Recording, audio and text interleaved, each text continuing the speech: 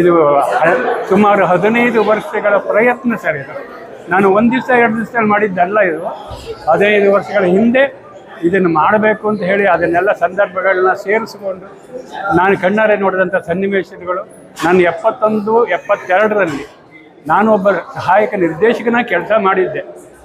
ಸೌರಗಶ್ವತ್ ರತ್ನಾಕರ್ ಅಂತ ಹಳಬರ ಹತ್ರ ನಾನು ವರ್ಕ್ ಮಾಡಿದ್ದೆ. ಅದಾದಮೇಲೆ ರೈಲ್ವೆ ಕೆಲಸಕ್ಕೆ ಬಂದಾಗ ಆಮೇಲೆ ಸೀರಿಯಲ್ಗಳು ನಿರ್ದೇಶನ ಮಾಡಿದೆ. ಆದರೂ ನನ್ನ ತಮ್ಮ ಸೂರ್ಯಕುಮಾರ್ ಪ್ರೀಮಿಯರ್ ಸ್ಟುಡಿಯೋ ಸೂಪರ್ವೈಸರ್, ಅವನು ಸಿನಿಮಾ ಶೂಟಿಂಗ್ ಇದ್ದಾಗ ಮೈಸೂರಲ್ಲಿ ಕರ್ಕೊಂಡು ಹೋಗ್ತಿದ್ದ.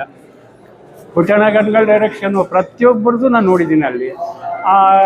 71ಇಂದ 79ವರೆಗೆ 9 ವರ್ಷ ನಾನು ಪ್ರೀಮಿಯರ್ ಸ್ಟುಡಿಯೋಲ್ಲಿ ಓಡಾಡ್ತಾಯಿದ್ದೆ.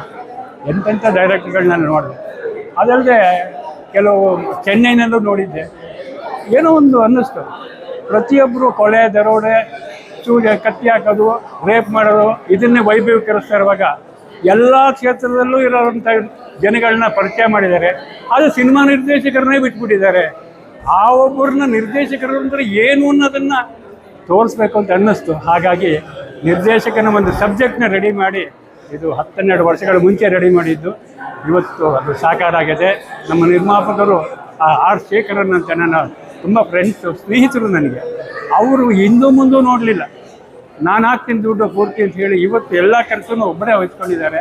ಆಮೇಲೆ ನನ್ನ ಕೊಲೀಗ್ ಅಂದರೆ ನನ್ನ ಜೊತೆ ರೈಲ್ವೆ ಕೆಲಸ ಮಾಡ್ತಿದ್ದ ಪ್ರಕಾಶ್ ಶಣ್ಣಕ್ಕಿ, ಅವರು ಈ ನಿರ್ದೇಶಕನ ಪಾತ್ರಕ್ಕೆ ಅದ್ಭುತವಾಗಿ ಮಾಡಿದ್ದಾರೆ. ನನಗೆ ತುಂಬ ಸ್ಯಾಟಿಸ್ಫ್ಯಾಕ್ಷನ್ ಆಯಿತು.